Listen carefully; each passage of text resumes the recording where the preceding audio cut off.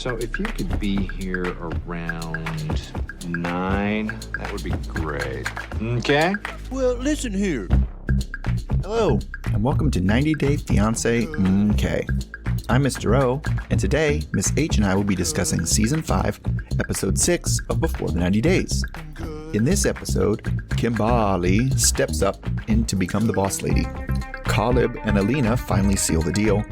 Ximena is pretty sure that the Sicario that threatened to kill her is in jail. Jasmine loses it over the color of Gino's walls. Memphis loses it after another lie from Hamza comes out. And we meet Benjamin, a 52-year-old model / ex-pastor with a penchant for 20-somethings. As always, we'll end with our Students of the Week, Class Dunces, and Life Lessons. If you like what you hear, please give us a 5-star rating and subscribe. And if you're also watching Love During Lockup, we are covering that on our other podcast, Love After Lockup MK. All right, thanks for listening, stay safe, and enjoy. Hello, Mr. O. Hello, Miss H. Happy birthday. Thank you. I just had my birthday this past weekend, so... Another year older, another year wiser. Yeah, I always get a 3-day weekend for my birthday, so that's pretty sweet. Oh, yeah, that is really nice. Speaking of holidays... Okay. Yeah, speaking of holidays, we have some people going away for holiday, like Ximena and Mike. So Ximena and Mike finally have another chance alone as she is showing Mike around a coffee farm. He tells her that he's upset that she kept the secret of not being able to have kids away from him. Ximena says she had a lot of pain and contractions when she was giving birth, and she was just scared. She was disappointed by men, and she didn't know she was going to meet a good man like him. Ximena wouldn't mind having a baby if she had the right partner. Mike asks if it's possible to get her tubes, untied? And she says no, because her tubes were cut and burned, so this is irreversible. Mike asks how she thought this was going to work if she knew that he wanted kids so badly. He's not sure if he regrets this trip, and Ximena says he can still be a father to Harold and Juan. He says he doesn't want to hurt them, and he loves them as if they were his own. She asks for his forgiveness, and he says it's okay that Harold and Juan will be their children. She cries and says she would like that. Mike is having a hard time processing the idea of not having children of his own and asks her not to keep any more secrets, and she agrees. They are in Salento for a getaway. The view is stunning, and Mike is excited to not have to share space with Ximena's family. They roll around on the bed when it appears that one of them farts, and Ximena just covers her face as they both keep saying they love each other. It's a very weird scene. Later, Mike tells Ximena in the hot tub that this is the time they need to be completely honest with each other, and he continues to ask about Harold and Juan's dads. Ximena says that she was never in a relationship with either of their fathers. She then says she had a hitman as a partner that put a hit on her when she found out he was a hitman. She reported him to the police and hasn't heard from him since. Mike is concerned for her and the boy's safety, and he's worried about what else he might learn if he keeps on digging. Okay, so it seems like very weirdly out of place. I mean, even when they cut it in the commercials, it was just like, it seemed like her reaction to whatever he said was, and I dated a hitman. It's like, okay, how does this even fit into the bigger picture? I feel like it's something he needed to know, right away. Right, but it seemed like a weird reaction to, like, do you love me? I dated a hitman. I mean, I thought it was kind of a, do you love me, and we need to make sure that we're being completely honest with each other type thing. Yeah. Right? Right. So what else do you think she has to tell? I don't think this is the only sketchy person she's had in her past. I feel like possibly the only hitman. I'll give her that. Yeah. But I feel like there's going to be a lot of X baggage with that. This is the guy who sometimes leaves bags of dog poop on my porch when he gets drunk. Like those kind of things. I believe it. Because I feel like the bar was very low if Harold and Juan are like, I love you, I love you, I love you. It's like, you haven't even met this dude. I want him to be my daddy. It's like, oh gosh, like that's sad. Yeah. Like these poor kids are like so desperate to have a father because these other pieces of garbage have been around and doing weird stuff. Yeah, and I just don't buy her like kind of thing is like, nope, these two men that were the fathers of their the fathers of my children, I never cared about them at all. They were just like basically a sperm bank. They got me pregnant and that was it. End of story. Yeah, Yeah. She's definitely downplaying it for Mike because, I mean, she even told us in the interview that she was in love with, I can't remember which one's the younger one, Juan's dad. I thought it was Harold was the younger one, but okay. Harold yeah. was the younger one. Yeah, so she was clearly in love with him at some point. And, I mean, it's entirely possible she was in love with him and just was not in a relationship with him. I mean, I'm not saying she's lying about either one of those things. Sure. I just, it seems that she is awfully young to be in that, I just decided I'm going to have a baby and I'm just going to go and I'm going to get pregnant by somebody and not involve them in the child's life and move on. Like that is something that some people do. But I feel like usually you're quite a bit older before you decide, like, I just need to have these babies now. Yeah, I mean, the whole kid situation seems very odd to me. And I wonder how she kind of views it, because it almost seemed like the second one, especially because she, intentionally got pregnant with the second one. It sounded like the first one was an oopsie baby, for sure. Yes. The second one was definitely intentional. I think she even said it was a one-night stand. The second one was an oopsie baby, or the first one was an oopsie baby. The second one was definitely planned. It was intentional. And it's almost like, were you trying to make this the trap baby because you were trying to build some kind of like connection or something with this man that you said you loved. And then, but how do you go from that to, okay, well, that didn't work out. This pregnancy was terrible. Giving birth was terrible. No more children ever. I don't understand how the same person has those same thoughts. Right. Well, I mean, it makes sense. It does make sense to me because it's like one of those things where, because they literally have these things like there's hormones and stuff that, come with birth that basically block your memories of how much it sucked and how much it hurt. Yes. Like as you go on, you're like, it wasn't that bad. It's like, no, that was like literally your body tricking you into doing this again. Right. So at the time, if she was like, nope, cut them now. I am done. I'm never doing this again. Like, let me make this decision before I have a chance to change my mind. Because I thought it was interesting that was her thought process behind it. Right, was I never want to be pregnant again. It wasn't necessarily I don't want to have any more children again. It was I never want to be pregnant and give birth again. Right. Yeah. But she kind of like, I don't know, she kind of goes back on that when she feels like it isn't an option. And I get that you can't like reverse the procedure, but we just had on like Love After Lockup, we had Lacey, be able to do IVF after it. And I feel like IVF would still be a viable option. I thought so too. I thought that Mike just wasn't asking the right questions, right? Because he basically was like, well, can you reverse the procedure? Well, no, you can't reverse the procedure, but that doesn't mean you can't carry, a kid on your own. But that would be an interesting question. Does she still have eggs at all then? Because did they have to harvest eggs for Lacey or did she have them already stored? Oh, when she had her procedure, because that might be an issue too. You're right. You're right. Not so great, fair question. That might be off the table too. But I find it weird that they didn't at least say that or bring it up as an option. To then say, oh no, well they can't harvest eggs once you've had your tubes tied. That's like I think that might be true. I don't know very much about fertility at all. So yeah, I mean I don't know about it in that sense, but the way Mike asked the question, I mean I would have probably answered it like that too, because maybe Ximena doesn't know that IVF is an option, and that's not what he asked. Right. So it's not like she could say like, well, I don't know. We'd have to like look into that. It was more like, OK, I'm answering the question. Can this be reversed? The answer is no. And it seems like the both of them are like, OK, well, end of story. Yes. I mean, I thought it was kind of remarkably quick how fast he came around to. All right. OK, well, I can't ever have kids. I'll just be these kids' father. And that's good enough for me. Because even if we take, obviously this is probably some sort of recreated scene or whatever we had here. And he didn't because this made it look like he made that decision in like 7.5 seconds. Like after she was like, can this be reversed? No.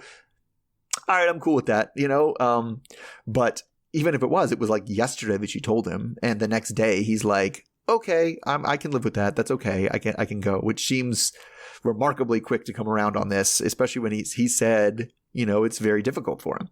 Yeah, I mean, but he seems like the type of person, and I even said this last week, that, he's going to choose whatever it means to be with his partner. He's not trying to lose Ximena. I mean, for the love of God, Yeah. Ximena actually had sex with him, and it's, Right. that's a big deal in his world, considering, he's had no previous dates or women. So he's going to try to hold on to this person. And if that means sacrificing what he really wants, which were kids, he's going to do that.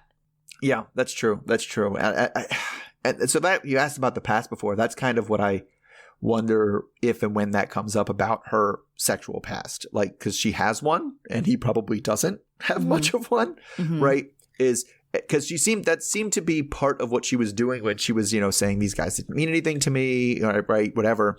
Is kind of that implying like, no, I wasn't, sex wasn't fun, or I didn't enjoy it, or I didn't like have a good time before you came along, right?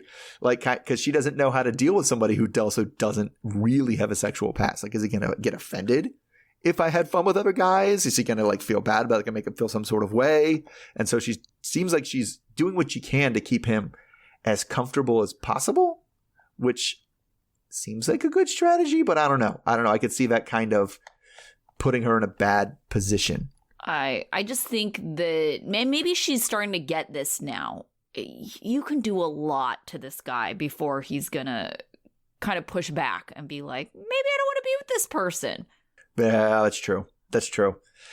That is true. Like, things like there may or may not be a hitman who wants to kill me. And possibly you, because you're my new partner. Like, I'd be like, okay, this is a concerning situation here. Are you worth it? I feel like I would want to go back to the police and be like, did you do something? Did he just disappear on his own? Like, do I need to worry about him right now? Like, please tell me what you did. Email on this, please. Yes, I'm going to need a follow-up on this. Oh, goodness. Just like, yeah, it's so crazy. Oh, man. All right. So moving on, let's go to, I was going to say, 1 year older. I was going to use it as a segue. 1 year older, 1 year younger. Let's go to Memphis and Hamza. Oh, goodness. So it's been a few days in Tunisia, and things have been rocky, but improving. But now Memphis and Hamza are out of a town looking for a place to be alone. And also a place for Memphis to use the bathroom, because she has a lot of business to take care of in that department.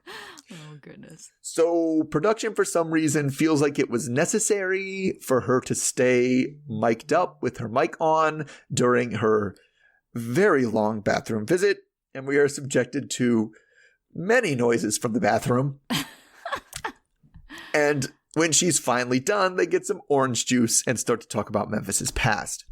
Like, kind of like things like, what was your life like growing up? This is something that Memphis has been kind of keeping close to the chest until they could talk about it in person. But it's a touchy subject since, her mom was an addict when she was growing up. So she tells them all about it and how her mom had drugs and in and out of prison until she was like 30 years old. And Hamza says, that makes me sad, which makes her feel better about the whole relationship because he was sad.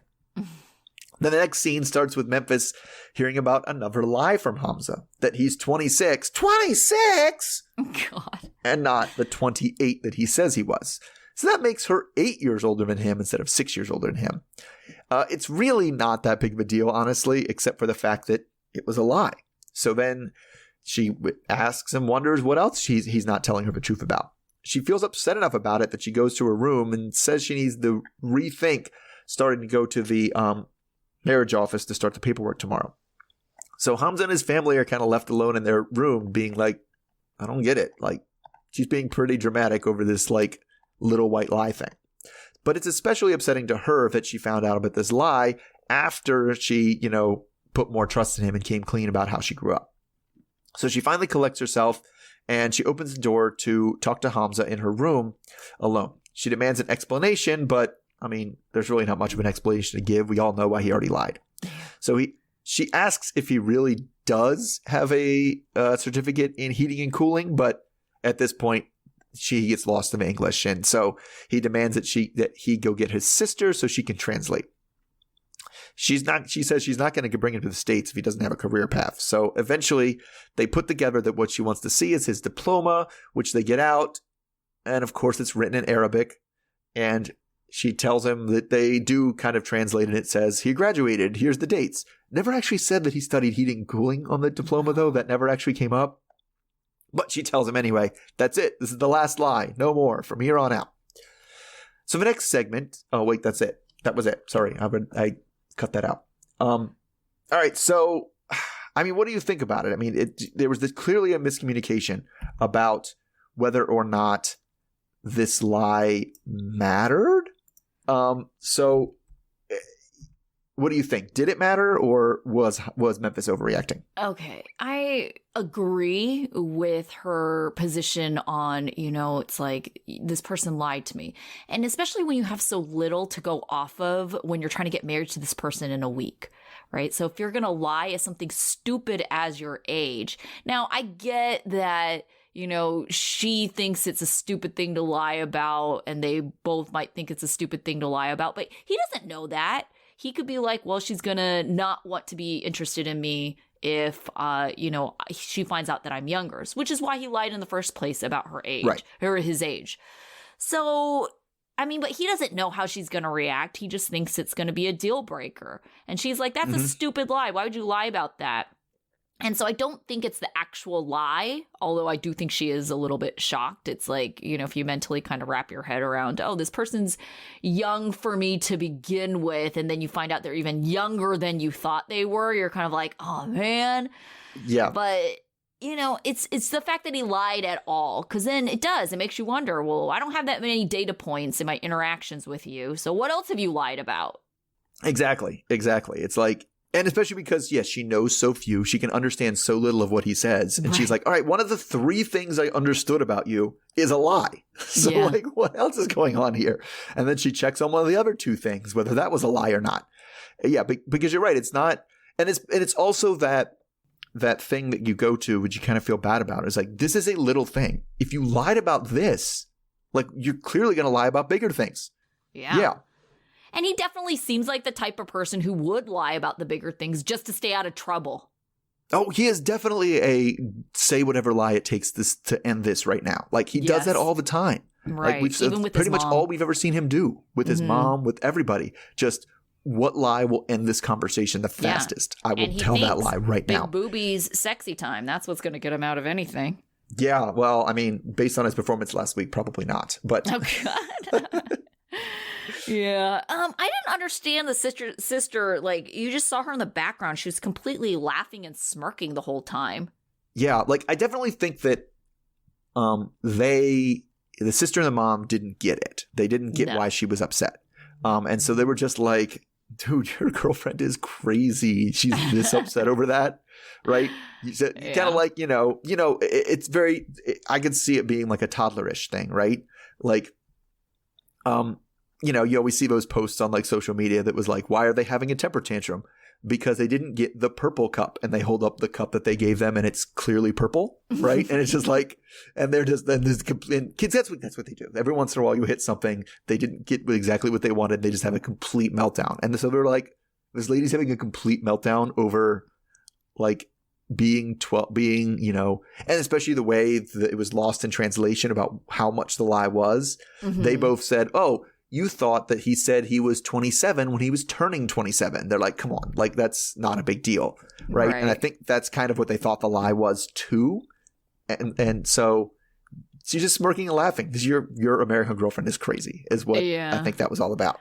Well, I didn't like how she was talking to him, Memphis, the way she was talking to Hamza, like when she was demanding to see the diploma, she was talking to him like a child. And I was just like, I had that kind of reaction. She totally does the bad, like when you're talking to someone in a different language, to dumb down your speech to baby talk thing. Me, bathroom, go. Me, poop. Me have poop. Like, that kind of thing. She does that all the time. You, bad, study, diploma, yes, no. Like, what I don't even know what you mean, and you're speaking English, right? But she got very, very, go get your sister right now. Yeah. And he did not understand that. No. Okay, so I feel like Google Translate has like a picture mode to it where you could. Yes, it does. It does. Yes. If you have and the app on your phone. Probably not for all languages because I know it's somewhat limited. But I feel like she could have used that if they had it for At least got an idea of what it said. Yeah. Right? Because like that was what was confused about me was like it just she wanted to know if he had a heating and cooling, if he was going to be able to get an HVAC job when he gets to the States. And it had, and the only thing they said on that whole diploma was the date he finished. Which was what, 2014, I think it said? 2014 to 2016, maybe? Oh, yeah. So it was a while ago. Yeah. Which would have made him like barely 18, which I mean, obviously different countries have different like schooling ages and things like that when they do specialties and trades and stuff like that. But yeah, the information we at least heard was not a confirmation that he's going to be able to practice that trade in the United States. No, absolutely not. And then you kind of wonder too, like, does he even have a job right now? Yeah, I don't know. I thought he must because his mom doesn't have a job and somebody's got to be supporting the family, right? I don't know. But his sister's still in school. Yeah. I don't know where the money is coming from. And his sister's like, what, 23? Yeah, which would have matched up to... No, because then he would have graduated 3. I don't know. She might be also doing a 4-year degree instead of a 2-year degree like he did. Yeah. Yeah. Oh, goodness. So, yeah, their whole pooping scene, I felt bad for Memphis for so many reasons. But then why was Hamza, like, trying to cheer her on? He's like, good job, baby. It's like, oh, my God. Kept on checking in with her. It's like, leave the poor woman alone. She's pooping. Yeah, she will let you know when it's, which is something that they never kind of usually show on this part, but is obviously a part of international travel, right? Is sometimes just doesn't hit you right? But I mean, it's just, does Memphis ever take off her mic? Like, just turn that mic off. If you're going to be in the bathroom doing your bit, turn the mic off. I mean, we had her. We see they have a thing of doing with Memphis of her. Kind of, we hear her voice before we see her a lot. I feel like it's something they don't do. Like they did at 26 as they were showing like B-roll. And like last time we had her making, gross noises at gutting the fish, but also kind of making it sound like they were like sexy noises. And they were like, what are they doing? Oh, they're gutting fish. Ha ha ha. But it's because she never like hits the off switch on her mic. On her mic pack. I don't know what's going on here. I don't know. I think they wear it usually on their back, so maybe it's just she can't see. She can't. So it's just she always forgets to turn it off. I feel like most people on the show, if they're going to go into the bathroom, remember, let me turn this mic off before I sit down here. Or, when you're, pulling down your pants, you're going to be like, oh yeah, the mic pack is here. Let me not have everybody in the world hear this. It kind of seemed like it was an emergency situation, so it may not have been the first thing on her mind. Maybe. All right, let's move on and talk about Caleb and Alina. So it's finally the morning after. The morning after Caleb and Alina have had sex.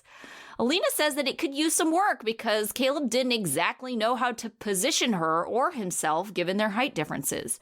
She sums it up by saying, it was nice. Caleb tells Alina he wasn't nervous about sex, but he then compares it to a monkey wrench or being a virgin.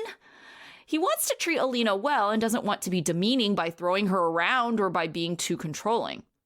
He concludes that they just need more time to make it seem more natural. Caleb and Alina meet up with Elijah, Alina's friend, who is immediately annoyed that Caleb calls him dude. They are off to the Grand Bazaar. Caleb excuses himself to look at some shops as Alina and Elijah get some tea and spill the tea. Alina tells Elijah that she took a ride on Caleb's disco stick, and Elijah high-fives her. Alina says that she is now attached and she wishes he would show some kind of commitment, but instead Caleb has been vague and kind of dismissive. She's also not sure if she should tell Caleb about her living with her ex while she was talking to Caleb. Elijah tells her that if she doesn't tell him, he will, which he's hoping will encourage her to actually tell him.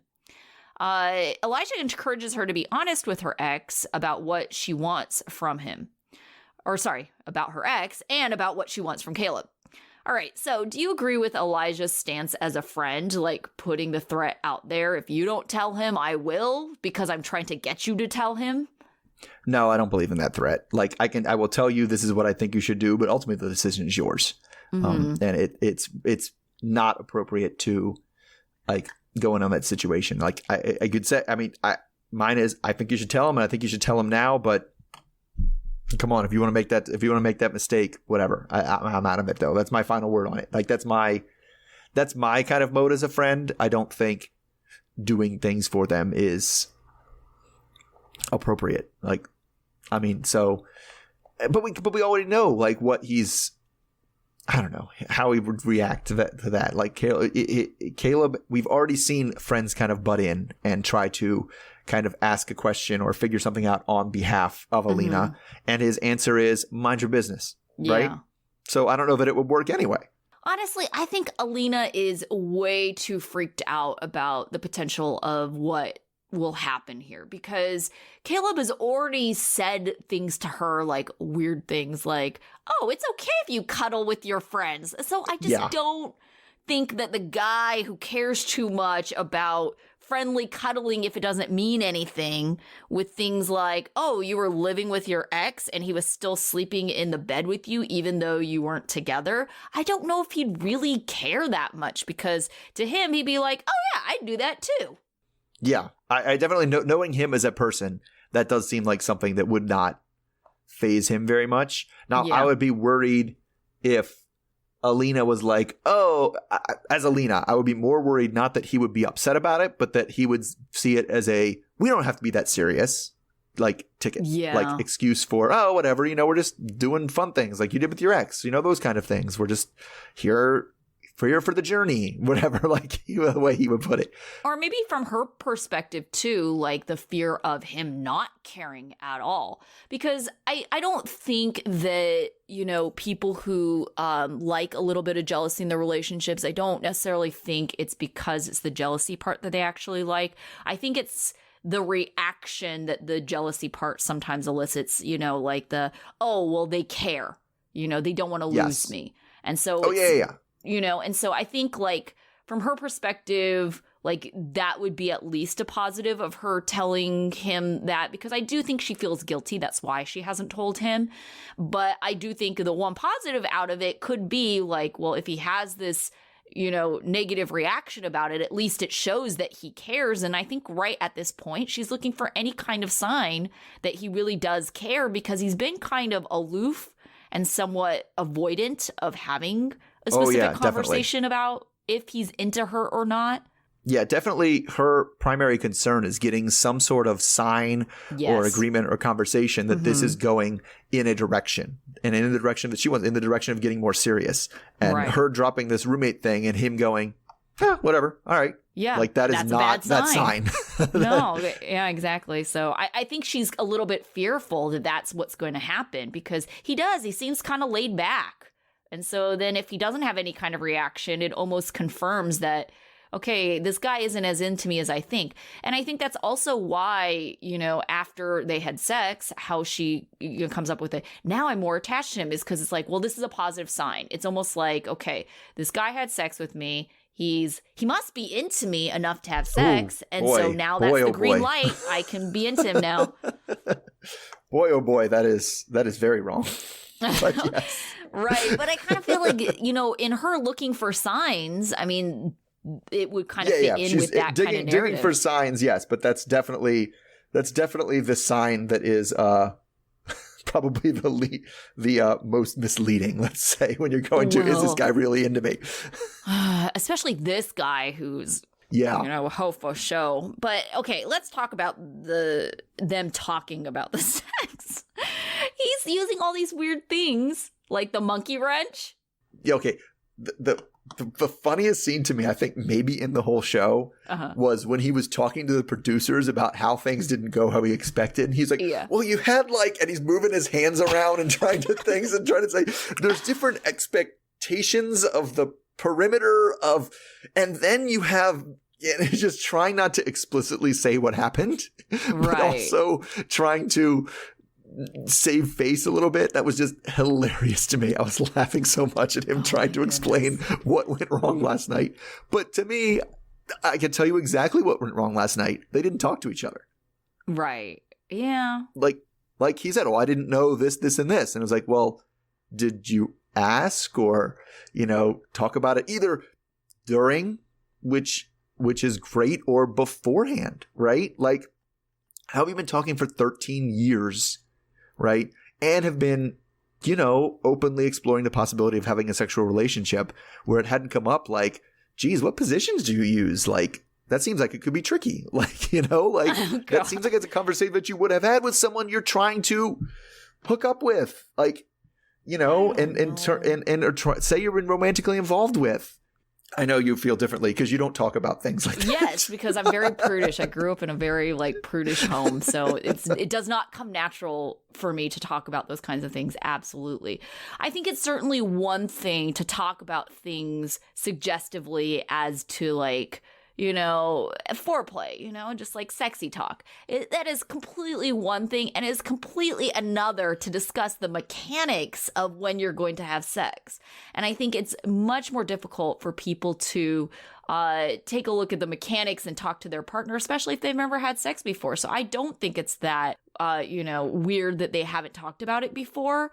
I understand that their situation probably requires more of a dialogue to make it enjoyable for both of them. But I kind of agree with Caleb here. It's going to just take some time to make it seem natural, to figure those mechanics out. Yes and no to an extent, but I definitely got the impression that he did not really, he tried stuff and wasn't like, is this all right? Is this good? And didn't feedback. I don't know. I get too into it.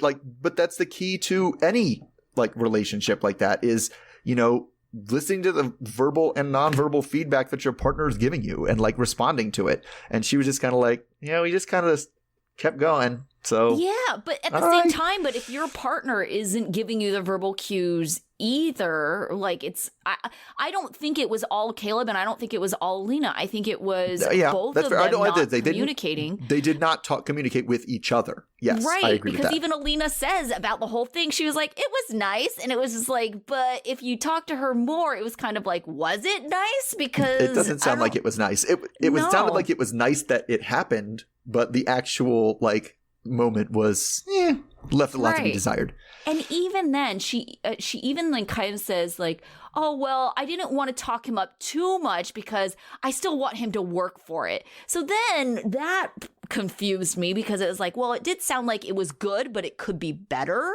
And she just didn't want him to be complacent with, okay, well, that's what it takes. She wants him to keep trying, which is why she didn't want to stroke his ego and be yeah, that was amazing sex last night. Which is good. No, which is good. People shouldn't do that. You shouldn't be, if it was, not everything you wanted it to be, you shouldn't pretend like it was, because that's what you're going to get forever then. If you're that was perfect, that was great, just keep doing that all over again, then that's exactly what the person will do. And it's okay to say it was nice, but we can improve, find a nicer way to say it than that maybe. But that idea, I totally think people should not lie about how much they enjoyed it. But I don't know. She kind of said well, I lied about how little I enjoyed it because I wanted him to get better. I don't know. It was weird. They're just not, comfortable with talking about it. And that's something that has to change. Yeah. And I was going to say, but at the same time, I guess just because the sex is more challenging, if this were another couple, I probably wouldn't judge them for having the lack of communication on their first time either. No, but that's what it's going to take to get better, I guess is my point. And I absolutely agree with that. But I think it's just that, it's you almost have to have this level of comfort in your intimacy before you can have those conversations. And sometimes it takes sex to have that comfort in intimacy. Yeah, I think it's definitely a component. I think it helps. I don't know. I think it helps when you can have those type of intimate conversations. It helps. That kind of sometimes helps break the ice as to having more emotionally intimate conversations that you were not comfortable having before. And sometimes it works the other way. You need to have the emotionally intimate conversations before you're comfortable having, the other type of conversations too. So, I can see it working both ways. But so did you not know that Take a Ride on Your Disco Stick is a Lady Gaga thing? Yeah, that was in a lady. Okay. You said it confused and I was I was going to make sure you knew where that came from. Oh, because no. It's I know what it was. No, I was more so how she was describing it. Well, she said literally, so we got a little bit more visual reference of what the geometry was. Yeah, Oh my goodness. All right. So other people who are not getting their disco stick ridden. So let's go to Kim and Usman. So we start off with Kim trying to decide which Soulja Boy shirt she's going to wear today, because she's hoping for some more one-on-one time with Usman because he hasn't stayed over or even kissed her yet. And then while she's getting ready, the camera just zooms in on her butt because she mentioned it and stays there an uncomfortably long amount of time where the whole screen was just this lady's butt. But today is the time when they're shooting the video for the Zara song, which is, one of the primary reasons she came here. She wants to go and be his hype woman. So I think it's a pretty common cultural misunderstanding, means that Kim is out there ready on time and everybody else is not there when they said they were supposed to be there, and she's stuck waiting out front all alone. Then we switch to Usman and his bros who are getting ready and leaving, and they're all wearing USB is what their shirts say. I don't know if it's Usman, Soulja Boy or something like that.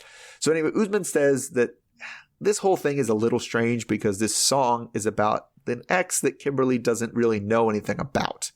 So we also learned that the ex Zara broke off his relationship over the jealousy with the, being around all these pretty women all the time. And in the video, he's going to be around a bunch of pretty women all the time. So that's another reason he wants to bring Kimberly around for the shoot. He wants to know kind of right away whether this is going to cause, massive jealousy or not, and if she can handle it. So once I get there, the first order of business is a haircut to look fresh for the video. But halfway through the haircut, the power goes out and they only get to shape up like the right half of his face. So Kim jumps into action. She tries to find another plug, trying to figure out how the clippers are going again, whereas everybody else is just like, don't worry about it. It's fine. And she was like, what? It's not fine. Only half is asymmetrical. So anyway, the next up, especially after, his entourage or whatever thinks she's already doing too much, is then they bring out a whole suitcase that's just full of a bunch of random outfits, and they're trying to figure out what he should wear for each scene. And Kim is like, how have they not done this already? Why do they not know which outfit I don't know what's going on. It seems like nobody has their shit together. So she's very upset, and she's ready to bring out and be the boss lady Kim to show up and take over. So anyway, in the next segment, it's actually time for the shoot to start. Usman agrees with Kimberly that there was a lack of preparedness from his team. So of course, the first scene they're filming involves Usman sitting there with a model's legs completely wrapped around him and his hand on her thigh. So she's already feeling a little envious of her because, it's not like her legs have been wrapped around him. So anyway, the music and the lip syncing starts, and Kim just gets super excited.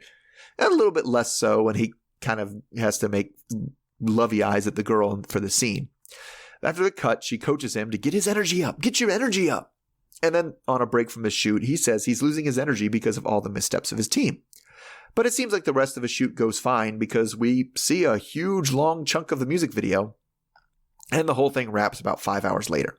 Kim thinks that she saved the day, and she's going to let Badmus and Slam T know that on the way back to the hotel while Usman is sleeping on her lap.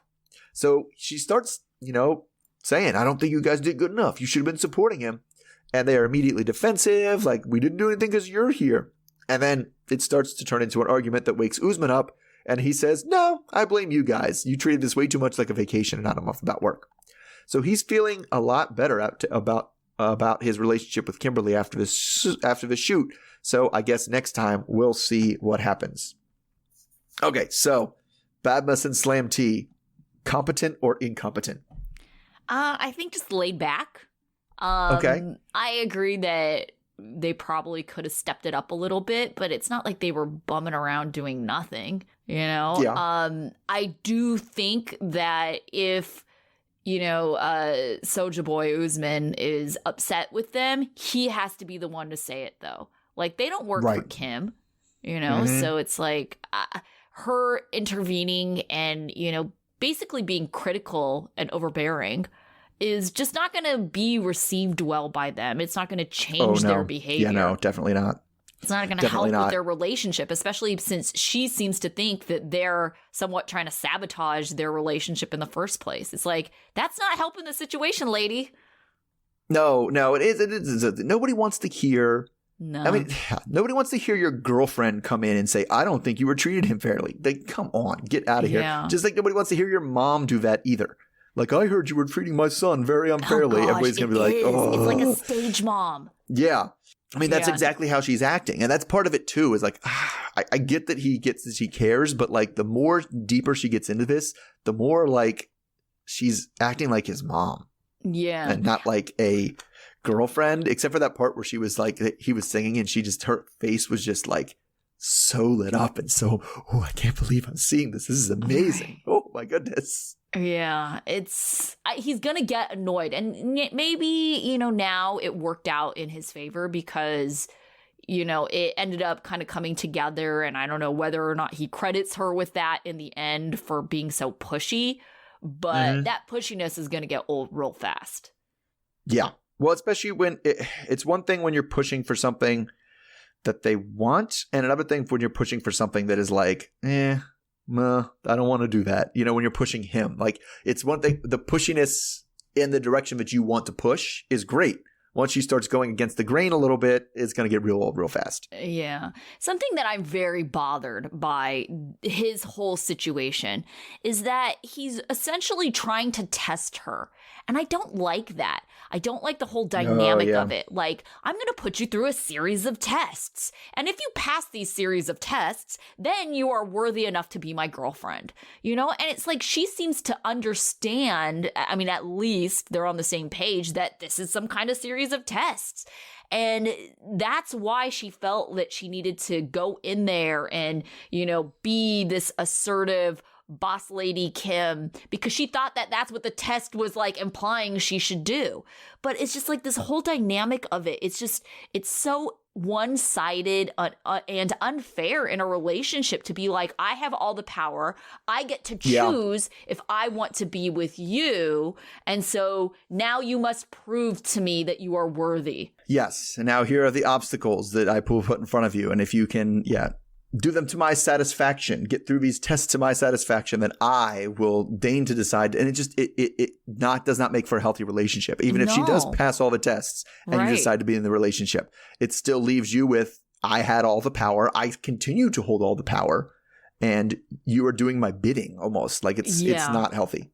Well, especially when the first test is like, let me be hanging all over these hot women and see how you react. Yeah, that's true. That's true. How much crap will you let me get away with that most people wouldn't as of a test? Basically, because he's and I understand a little bit where he's coming from, where jealousy has been a big issue with his past relationships.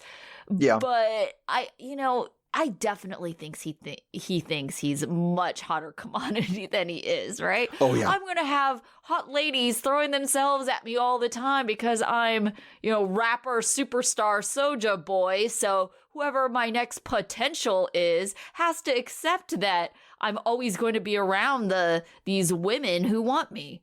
And I do get it to a certain extent to be like, hey, this is the reality of my situation. Yes. Mm-hmm. And whoever I date needs to be able to adjust to that, right? Like the more tolerable example is like, me with my kids. And this comes up too. Like if there's going to be somebody who's like, oh no, I feel like you're spending too much time with your kids. And I'll be like, we're breaking up. Like that's no, like that's not going to be something I'm going to live with or deal with. And so if it's like, if the non-negotiable way of the way I live my life is going to be a deal breaker, then we need to know that up front.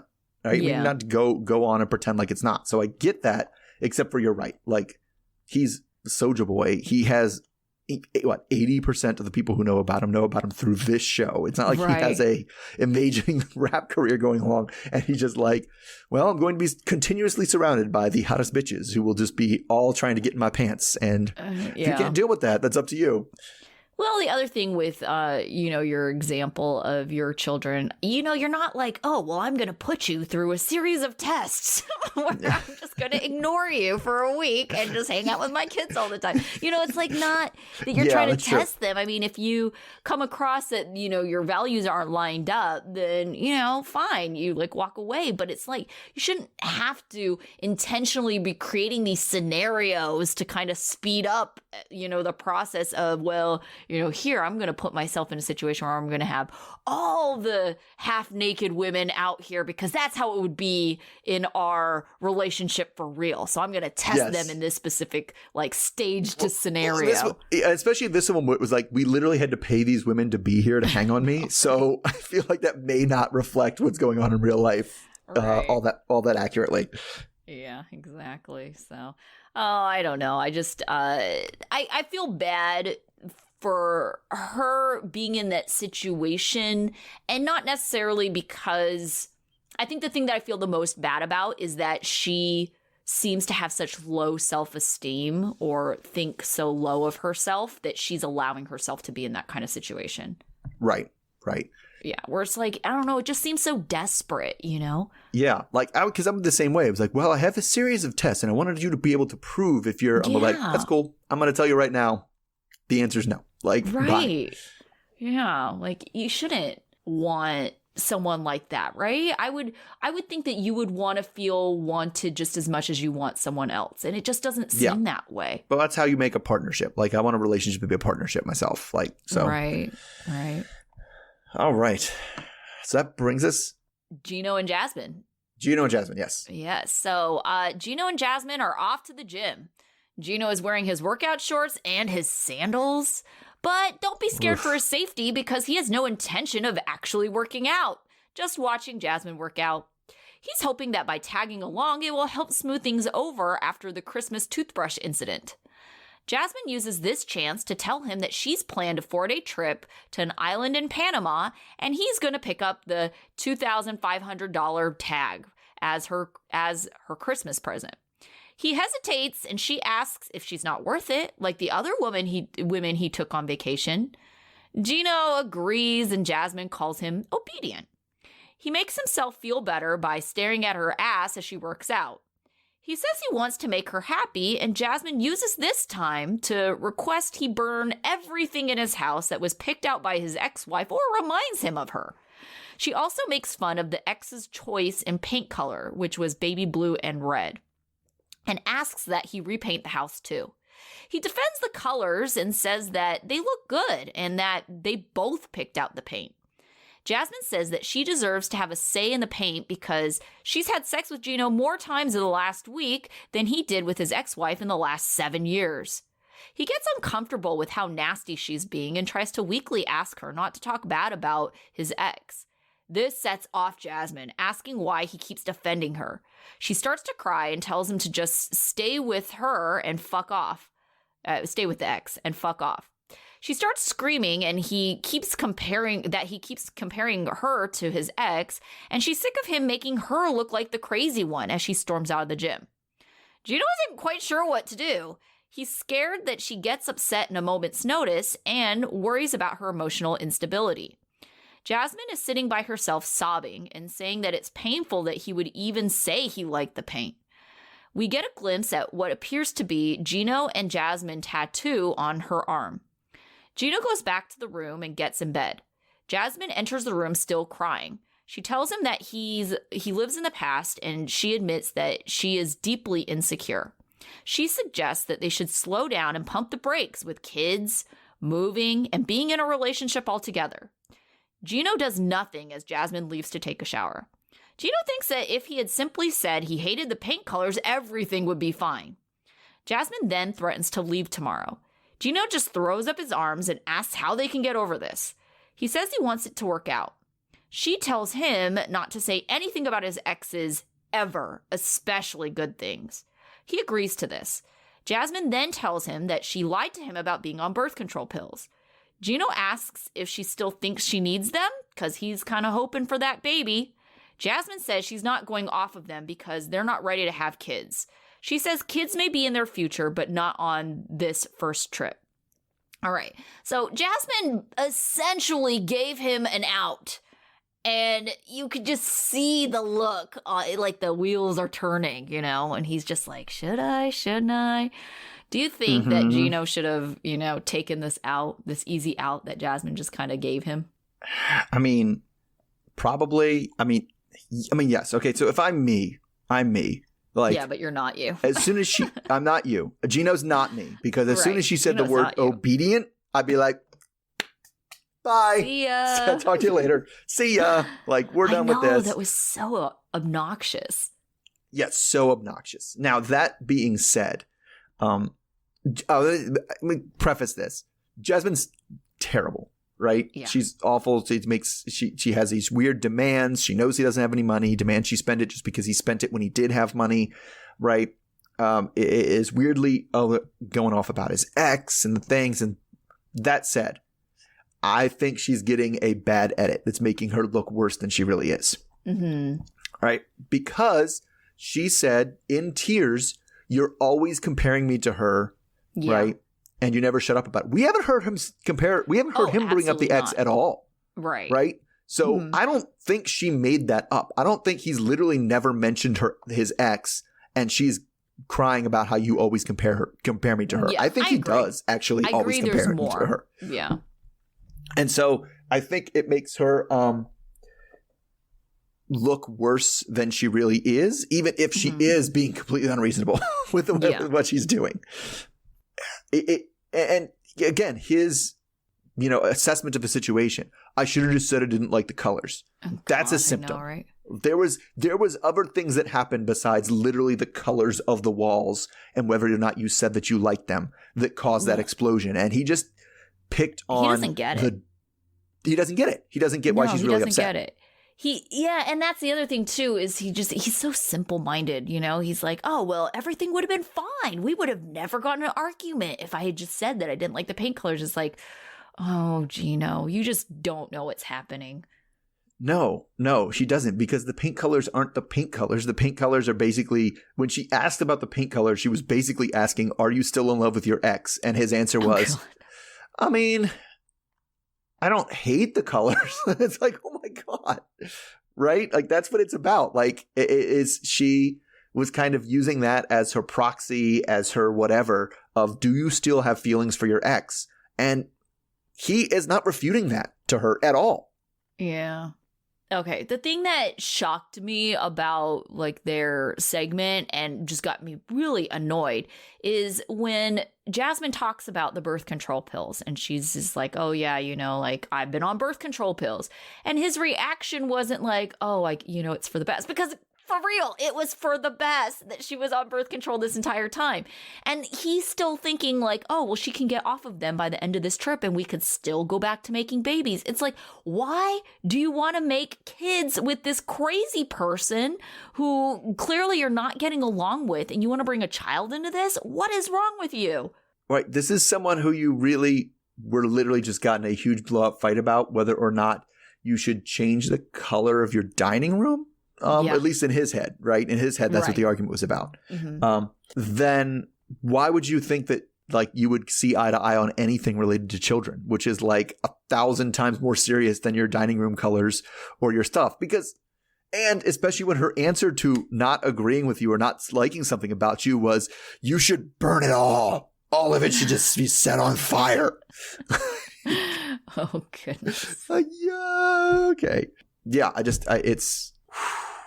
It's very rough. And but I don't know. Do you think she told him the birth control thing? Because my impression was she didn't tell him that because she felt like this is the time he should know or whatever. She was looking for blood. Oh, no, she absolutely didn't. Yes and no. I think that she was looking to tell him the birth control when she had the upper hand, And so it's kind of like, he can't get as mad at me now because I'm mad at him. Right. And what he did was way worse than me lying about these birth control. So I'm going to throw it in now because, you know, in the end, it's kind of a wash, right? Like my bad and your bad will kind of cancel each other out because they were at the point where they were kind of reconciling and kind of coming to some resolution and being in an okay spot, right? So she's going to throw this in there to be like, well, we're just going to lump this all together and my bad cancels out your bad and now we're all good. Fair. But I mean, I think the place this really started was the weird decision to go watch somebody else work out. I think. Yeah. And why he thought that would smooth things over. It's like, do you think she wants that? In fact, she was getting annoyed with him because he was like, is that a rep? How many reps do you have? Did you do a rep with the set or yeah? Yeah, she's just like, I don't want to talk to anyone when I'm working out. So clearly it seemed like that was more what he thought would smooth things over, more so than what he, knows was going to actually smooth things over with her. I mean, we've all heard of the love languages and there's the quality time, right? There's definitely the people that confuse literally any time equals quality time. Like we were together. That'll smooth things over. It's like, yeah, but you were kibitzing me about my workout. Like that wasn't pleasant. Right. It didn't even seem like she wanted him there. So. I wouldn't. Who wants somebody who's not working out, hanging out with them in the gym? No. Like just watching them on the stair machine. Like ogling their ass the whole time. Right.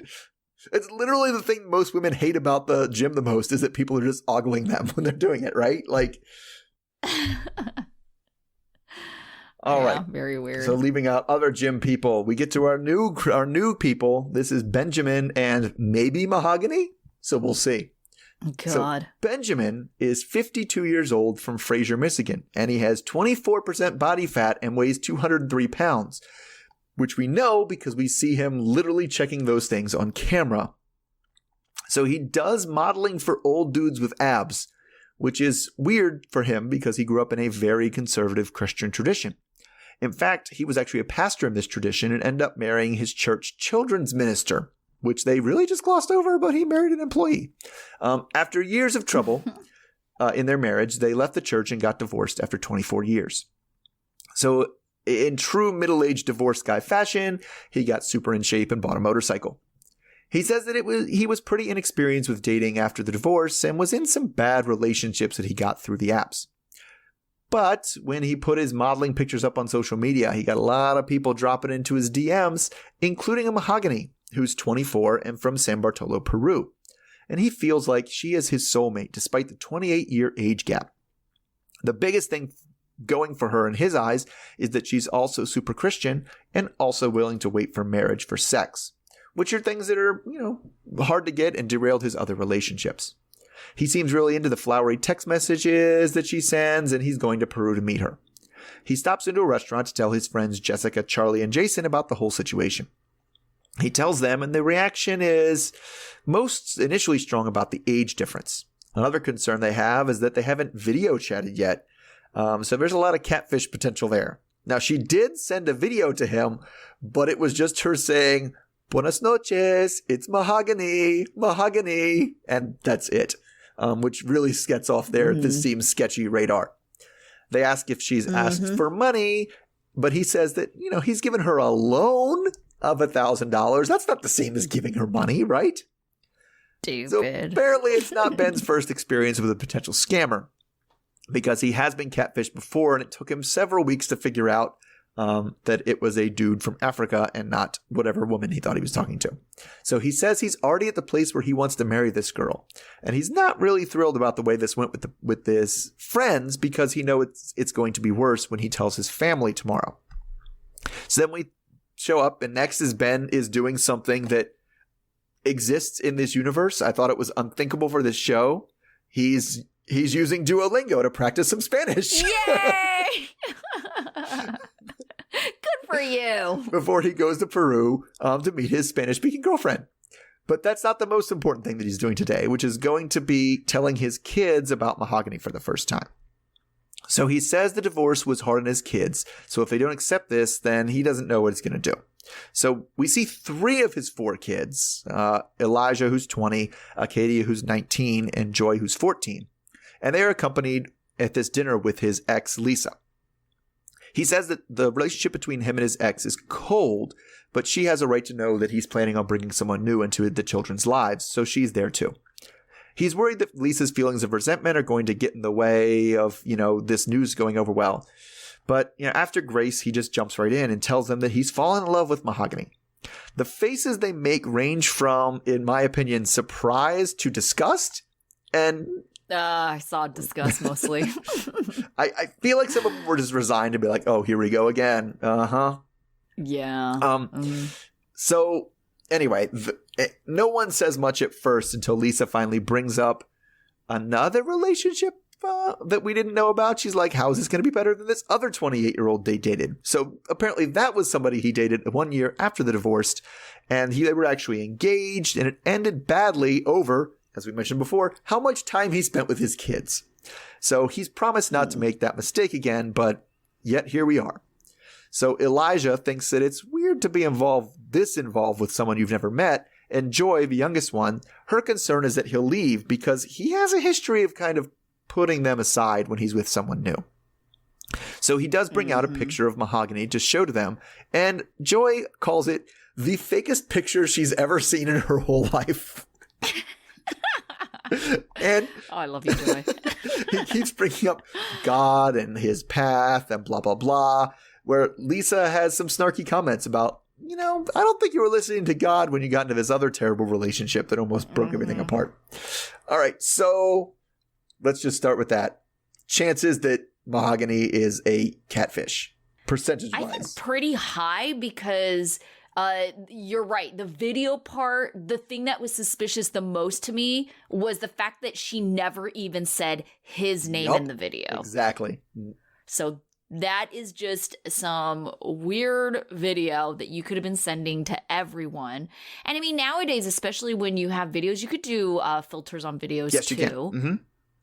Oh, it was super. Everything she sent was, Joy was right. They were ultra filtered.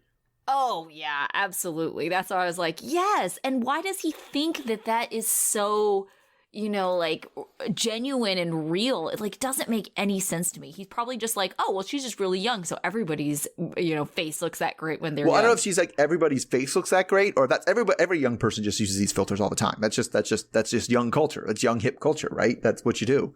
But it's like, but you're right. It's definitely for someone who the biggest thing he says he's attracted to is how genuine she is. It's like, but you've never sent me a real picture of yourself. Like, how is that genuine? Yeah. But I mean, even from his perspective, because, he's like, what, 52? Yes. Even if she looked older than her, she could look pictures, 35, so, right? So be like, yeah. Right, and he'd still be winning, right. So it's okay. So I'm sure he doesn't care too much that it's even filtered, as long as she generally looks the same. Yeah, but I don't know. It should be fine. I don't even know that she generally looks the same either, man. Like that's, we really haven't seen any indication here that it's anything but another totally different, non-existent catfish situation. Yeah. So what kind of struck me that we really haven't seen too much on this series at all is he actually very much reminded me of someone that you would see on Seeking Sister Wives. Okay. So, and I'm thinking of specifically the last guy on Seeking Sister Wives that people thought, and I cannot recall his name, that people thought they were from Colorado, and they were like, he was trying to do a 90-day fiancé situation too. And he had to divorce his real life wife so that way he could, file for this K-1 visa. Have a K-1 visa for the other wife. Makes sense. Sure. Yeah, it was pretty clear that his wife was, very torn about it because she wanted him to be, happy and, but the thing that really just, I think, bothered a lot of people is how he kept on justifying everything by saying, this is God's plan. Like, this is the path. He has told me that this is like what he wants in life. And it's like, I feel like that's what Ben is doing here. I feel like he's justifying questionable things that, his family has doubts about by saying, well, this is God's plan. I'm doing this and this is God's plan. And I just think it's just, like a way to kind of just make people accept something on a faith. And that really just rubs me the wrong way because it's like, how do you know what God's plan is other than his feeling, right? I feel like this is God's path for me. Well, Right. you felt like God's path for you was this other 28-year-old woman, then that ended poorly and people got hurt, And so it's like, how do you know what his plan is for you? It's a very different, I was raised Catholic, and it's a very, very different type of Christianity to me that says what you wanted to do was God's plan, because being raised Catholic, it's always what you want is temptation, and it sucks, and it's sin, and you shouldn't do it. That's bad. Oh, that's interesting. like, because this definitely is like, well, my penis got hard, so that must be what God wants me to do, or else it wouldn't have made my dick hard, right? And that's, whereas, just the idea of it, like, what you want couldn't possibly be like temptation that you're supposed to avoid. Like, that is weirdly not my experience with Christianity at all. And he did go to a very different sect because he very much used these. He's good. He was a pastor for a long time, right? So he's good at persuasion. For sure. He's good at getting people. He's good at public speaking. He's good at making his side, what he wants to say, come out clear and stuff. And so I feel like to us, he was using a lot of that kind of pastor talk and that kind of the things he learned doing that to justify his absolutely dog shit decisions and him being a terrible person for so many things, right? And just being like, well, right. And that's what really rubbed me like the wrong way about him is a lot of his stuff kind of came out in the drips and drabs and be like, wait, you got catfished before? Yes. Wait, there was somebody else that you basically cut your kids off for? Wait, hold on a second. Like, you didn't, this doesn't sound like the way you kind of presented it the first time we heard you. Oh, yeah. Yeah, it's like, okay, what I kind of gathered as a summation of everything is that he has just made a series of bad mistakes since the divorce, and the kids and mom are not about it anymore. No. It sounds to me like he made a bunch of serious, horny mistakes after the divorce and has just been blaming everybody else for them. Well, I didn't know how these apps were. I'm just a divorced guy who didn't know anything about how dating works. And I didn't know that this is what people were like out here and like things like that. And it's like, no. Yeah. And I'm, how many times has he probably said, well, this is God's plan, with the other women that he's been dating. And so that's why it's like I, have a healthy skepticism when, people kind of say that or try to convince people, because it's like it's the same old line, same old story, and is it going to turn out any different? I mean, well, if you say it enough times, probably one of them is the plan, right? Yes. Where the plan being where everybody ends up happy and no one's hurt. Yeah. Sure. I mean, I don't think that exists, but okay. Like, but right. It's super frustrating to, and especially when you're saying it in the act of hurting somebody, right? Wow, we're afraid you're going to abandon us. Well, that would be God's plan if I abandoned you now, wouldn't it? God. Right. Yeah, you have to be supportive. It's God's plan. Yeah. Yep. You have to accept it. It's God's plan. Yeah. So, I don't know. And these kids, they're just not about it. And I think it's hilarious that they're just calling dad out on this stuff. Yeah.